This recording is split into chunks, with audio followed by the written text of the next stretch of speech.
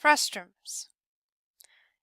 The frustum of a pyramid is the section of a pyramid between the base and a plane parallel to the base. So it's like if we cut the top of this pyramid off, what's left would be the frustum of the pyramid. A few real-life examples of a frustum of a pyramid include a Chinese takeout box or a flower pot that you might see that are in the shape of a frustum of a pyramid. The frustum of a cone is the same idea. If we just cut the top part of a cone off, the section that's left is the frustum of the cone. Some real-life examples of things that look like frustums of cones include sand buckets, flower pots, and drinking glasses.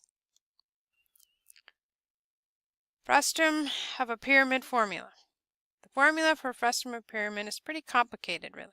If we want to find the volume, it's 1/3 times this height, and then we have these capital B's with index 1 and 2.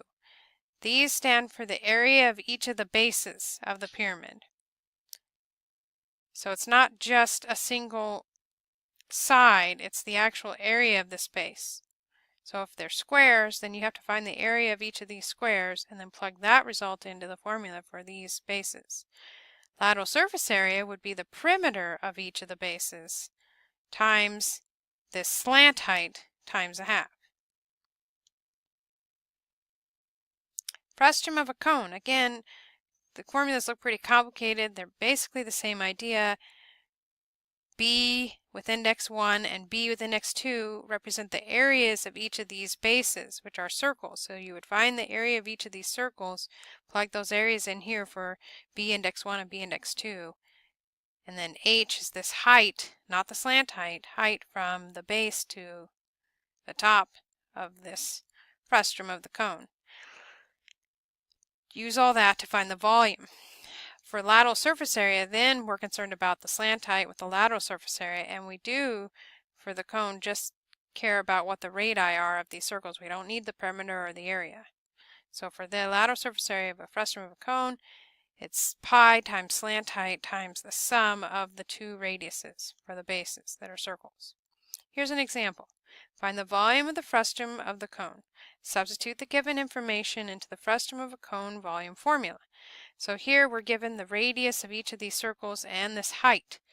We need to know what is the area of each of these bases. So we'll use the radius to find the area. Area of this circle would be pi r squared, or pi times 29 squared. That's where this 841 comes from, is 29 squared.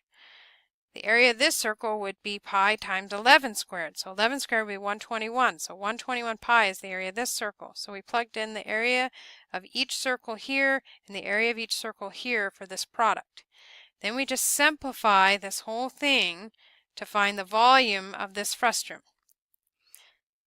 If we round according to the rules for working with measurements, volume then would be 61,700 feet cubed. Recall that rules for working with measurements was that you have to round according to, when you're multiplying and dividing, you have to round according to the same precision, no, the same accuracy as the least accurate measurement.